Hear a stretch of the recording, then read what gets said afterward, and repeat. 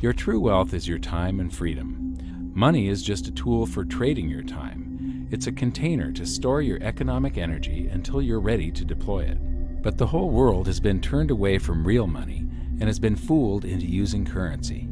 A deceitful impostor that is silently stealing your two most valuable assets, your time and your freedom. Welcome to the rabbit hole. We are entering a period of financial crisis that is the greatest the world has ever known. The wealth transfer that will take place during this decade is the greatest wealth transfer in history. Wealth is never destroyed, it is merely transferred, and that means that on the opposite side of every crisis there is an opportunity. The great news is that all you have to do to turn this crisis into your great opportunity is to educate yourself. I believe that the best investment that you can make in your lifetime is your own education.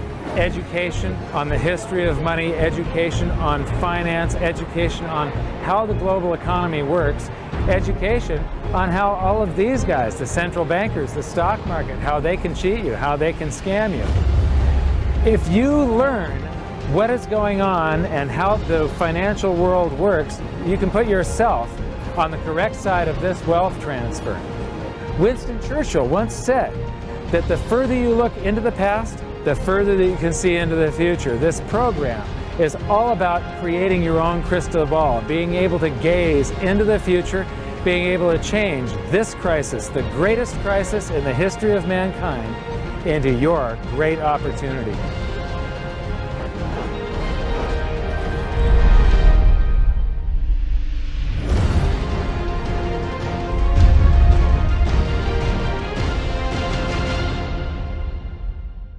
The hidden secrets of money, some of them are hidden in plain sight. They're like right in front of you.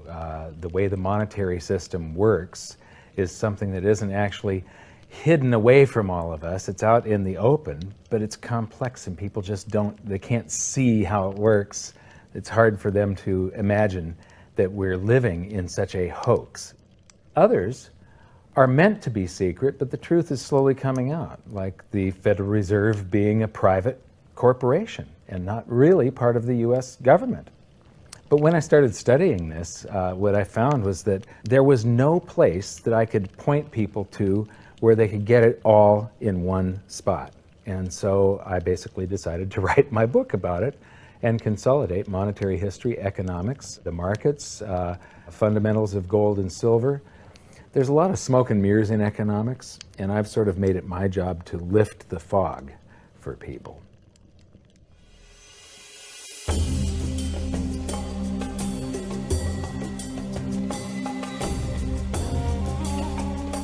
Welcome to Egypt. This is where it all began. Roughly 5,000 years ago, the Egyptians started using gold and silver as their predominant form of currency. But it was not yet money. The pieces of gold and silver that they were using were odd sizes and weights, odd purities, so it still was not interchangeable, where each unit is the same as the next. This meant that nothing really had a price yet. You couldn't put a price of so many coins on something because they didn't have coins yet. Trade was still difficult. It was still a guessing game when it came to the exchange of values. One of the reasons that we are in the financial mess that we are today globally is that people do not understand the difference between currency and money. Currency is a medium of exchange, a unit of account. It is portable, durable, divisible, and something called fungible. Fungible means that each unit is the same as the next unit. A dollar in my pocket buys the same amount as a dollar in your pocket. Money is all of those things plus a store of value over a long period of time. Even financial planners, bankers, your accountant, they don't understand the difference between currency and money. The currency in your pocket is a medium of exchange. It's a unit of account because it's got numbers on it. It's somewhat durable, it's portable, it's divisible in that you can make change, and it's fungible. A dollar in my pocket buys the same amount as a dollar in your pocket. But because governments can print more and more and more of it, and dilute the currency supply, it's continually transferring wealth out of your pocket, out of your bank account, to the government and to the banking system. The reason that gold and silver are the optimum form of money is because of their properties. It's an easy medium of exchange because gold and silver store a large amount of value in a very small area. It's a unit of account. Pure gold has the same value all over the planet. So an ounce of gold buys the same amount here in Egypt as it would in China or in the United States. It's durable. The same gold that Egyptians were using in trade 5,000 years ago is still here with us today. It does not corrode. It's divisible. You can make change with it. It's very portable. You could use something like oil as money. It's just that you can't carry around a barrel of oil on your back. It's fungible. Pure gold is the same wherever it is on Earth. Pure silver is the same wherever it is on Earth. It's limited in quantity. That's the reason that it maintains its purchasing power. Governments cannot print it. Over the last 5,000 years, only gold and silver have maintained their purchasing power.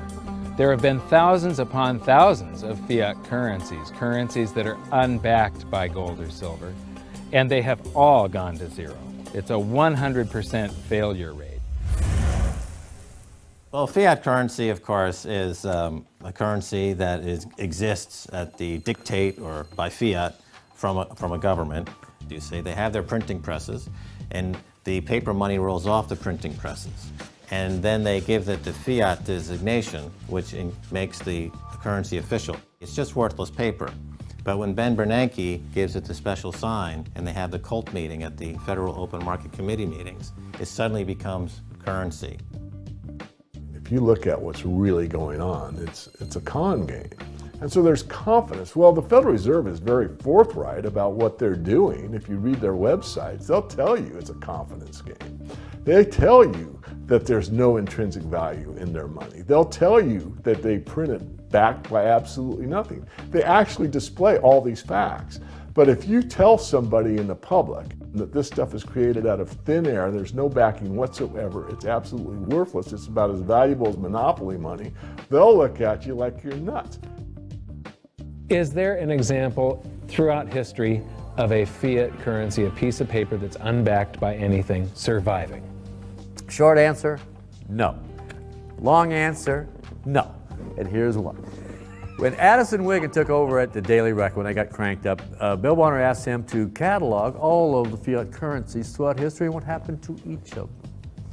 Addison dutifully went to work. Within a short period of time, he had gone through the alphabet. All the fiat currencies that started with the letter A were done. They all went to zero. He was halfway through the letter B, and all the fiat currencies that started with the letter B, and there were 600 of them in just the first letter and a half of the alphabet, and every single one of them went to zero. Every one. 600 fiat currencies that start with the letter A, and half of the ones that start with the letter B are 600 of these things. Not one ever came close. Would you think this one, the United States dollar, is going to be the first one after all that? I don't think so. No. No currency, fiat currency has ever survived. None. The thing about money is there actually is a fairly well accepted definition of what money is. The question is, as you apply that definition to particular things that people claim to be money, do they fit the definition? We'll just take the paper dollar, for example. How well does it perform those functions? Well, store of value. The dollar has lost 95% of its purchasing power since the creation of the Federal Reserve in 1913. So not very good as a store of value. One of the things I do is just a way to get the audience's attention is I have a slide, and there are three pictures on the slide. One is a pile of monopoly money. The other one is a pile of Federal Reserve notes, what Americans would call paper money. The other one is a solid gold American Eagle 1 ounce coin. And the title of the slide is, which of these is not like the other? And if you know the show Sesame Street, or you have children who watch it, it's one of the favorite vignettes in Sesame Street. And what it really is a kind of IQ test for 5-year-olds. They're supposed to look at the three things and look at characteristics and find the one that's not like the other. Well, I've shown this slide to groups of Ivy League university professors, and I've also shown it to, children, kind of 5 years old, my nieces and nephews and so forth. And when the professors look at it, they say, well, clearly the dollars are not like the others because gold has no role as money, and monopoly money is junk, and the American dollar is a store of value, so that's not like the other. But the children look at it and they say, well, the gold coin is not like the other because the other two are just piles of paper and the gold coin is clearly something different. So my question to the audience is, who's smarter, a 5-year-old or an Ivy League professor? Before World War I, each note that a Treasury issued would say that there have been deposited with the United States Treasury $20 in gold coin payable to the bearer upon demand. The money was in the vault. The currency was a note they gave you that was a claim check, only a claim check on the money, the same as if you go to the dry cleaners and you give them your shirt and they give you a claim check for your shirt. The value is that shirt at the dry cleaners, not the piece of paper that says that you own that shirt. So our currency that circulated was the paper US dollars, and they were claim checks on money. The next hidden secret is the difference between currency and money. Money must be a store of value and maintain its purchasing power over long periods of time. As we progress through this series, you'll learn that national currencies are really a tool used by the government and the financial sector to leech away your time and your freedom by stealing your purchasing power. So rather than storing your economic energy, currencies leak. Now compare that to the gold and silver the Egyptians were using. Like I started with, it still wasn't money because it wasn't interchangeable yet. But they were on the right track, as gold and silver have proven over thousands of years to be the ultimate store of value. Gold is only formed when a star explodes, a supernova, and it stays around forever. This is one of the properties that make it the ultimate money.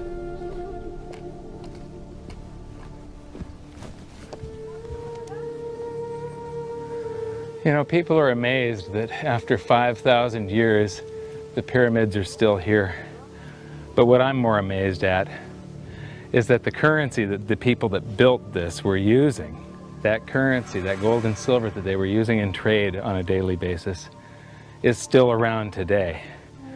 It may have been melted down and re-refined, and it's in a coin or a bar or in some piece of jewelry. But it's still with us today, and it still purchases something.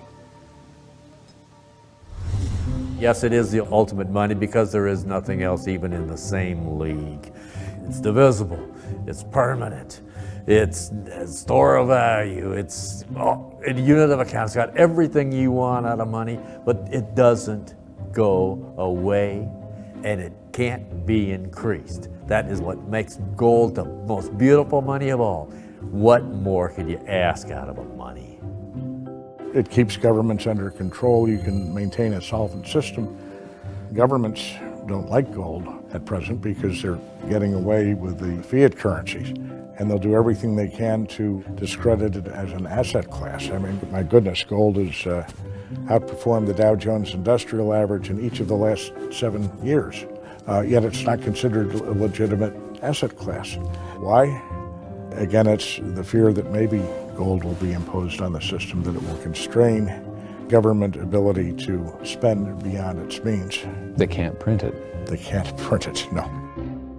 The proper definition of inflation, I use Milton Friedman's definition. Inflation is an expansion of the currency supply. Deflation is a contraction of the currency supply.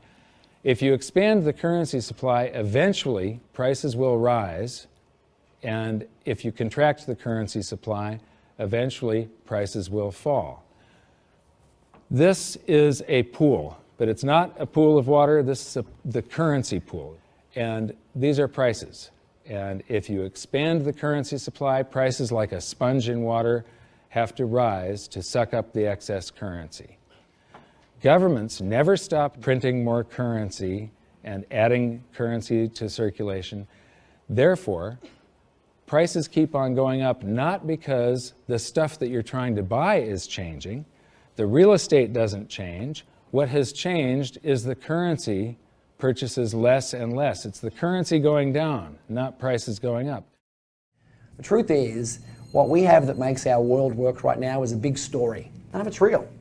It's all just promises. And if you think about it, that's how currency began to work in the beginning. You know, before we had currency, we had barter. I'll give you 3 coconuts and you give me 4 fish, because that's kind of a fair exchange on coconuts to fish. But that got complicated, so we had to invent this thing called money to be a divisible, portable medium of exchange. And the challenge is that we lost that a long time ago when we lost having things of value be our currency, and now we have this thing called numbers and accounts. But trust me, it is not real. It's a big made-up story.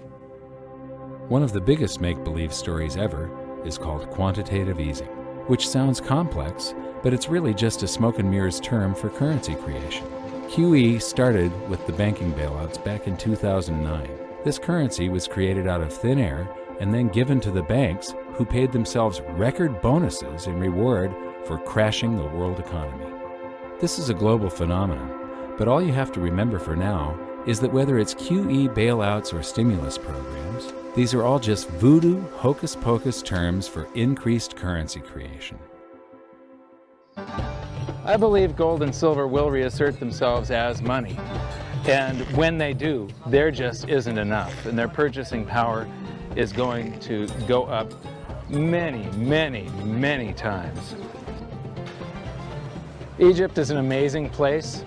There's a franticness about it, and utter chaos, especially like the traffic. But when it comes to like all of the merchants that are trying to get every last dime out of you, you get fleeced to the point where you come back with an empty wallet. But you know what?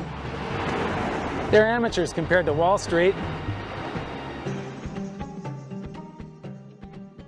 In the past several years, I've spoken in many countries about the crisis that's coming, and a lot of people think that they're going to be okay in their country, that it's only going to happen to the United States or maybe the United States in Europe.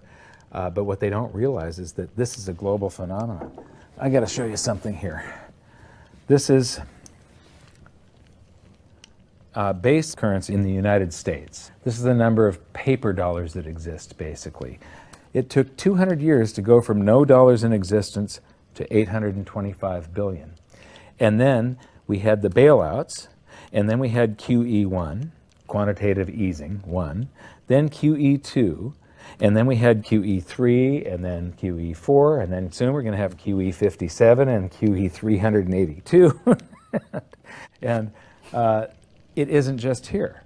This is what the Canadian currency supply looks like. This is Australia, South Africa, Russia. Now, this starts out in just the year 2001, and this is like 18 times more currency in existence in a little over a decade. Here's Singapore, same story. Look at that, since the crisis, just bam. India, China, every government on the planet is doing this insane deficit spending and expanding their currency supplies, doing bailouts, and history shows that there is no example of this turning out well. It is sometimes amazing that we haven't experienced more inflation than we have.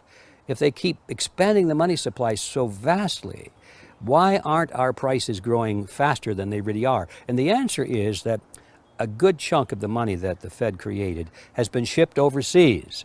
I remember early in my research, I heard this expression that the Americans have exported their inflation. I thought, what is that? How can you export your inflation? Put it in a box and send it out? What do you do?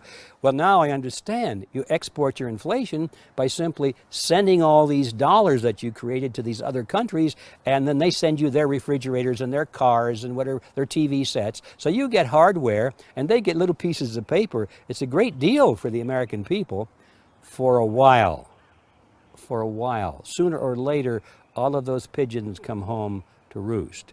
When the time comes, as it looks like it's now coming, when the rest of the world is saying, we don't want to play this game anymore, Uncle Sam's dollars are just becoming worthless, there are too many of them, we've got to find something else other than American dollars, then those dollars start to come back to America. People say, we don't want them anymore, what do we do with them? Once this revs up and we've got this little trickle of money coming back that we previously exported, once it becomes a flood and it starts to rush back, now we are getting our former exported inflation brought back to us, and then we'll see the quantity of money inside the United States grow much more rapidly even than the Federal Reserve can create it, because we're getting a previous money back.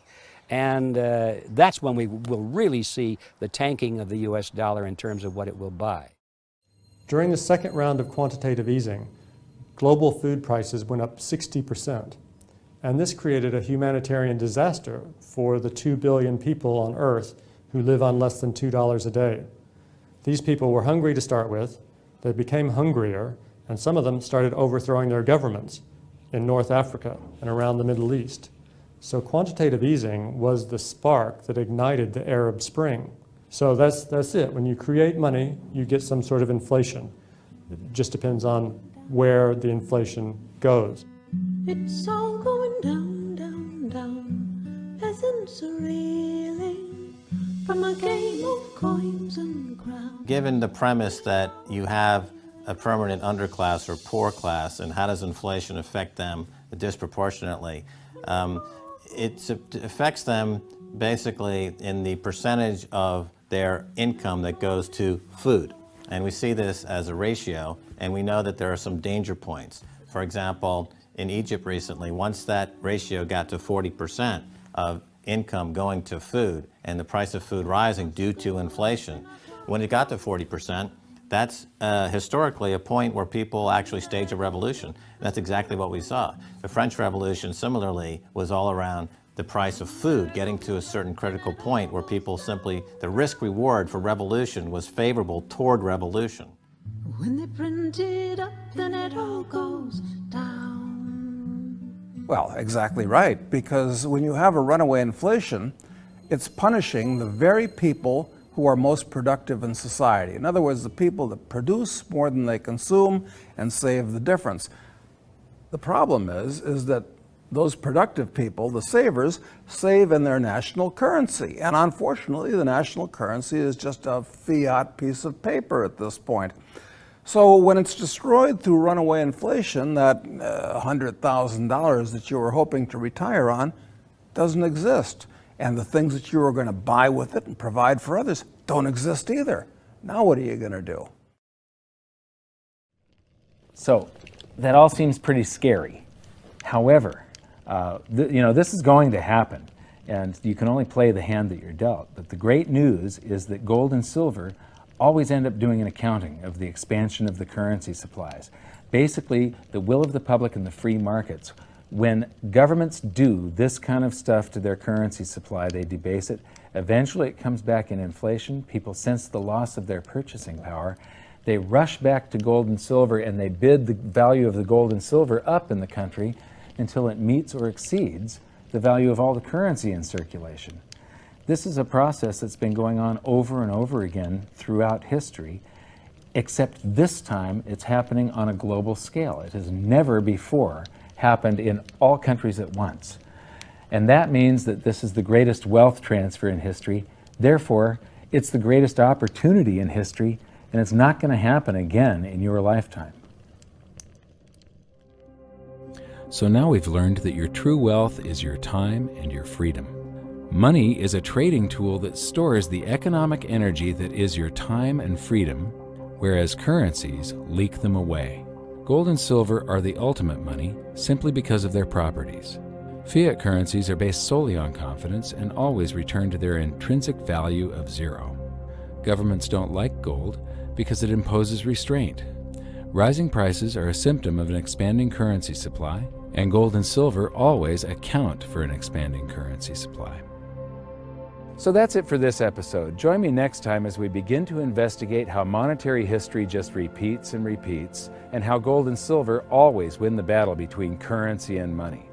Until then, my challenge to you is to stop calling currency money. It's a crucial first step towards setting your mind free of all this economic voodoo and changing your context. 更多相关内容，欢迎关注陆可。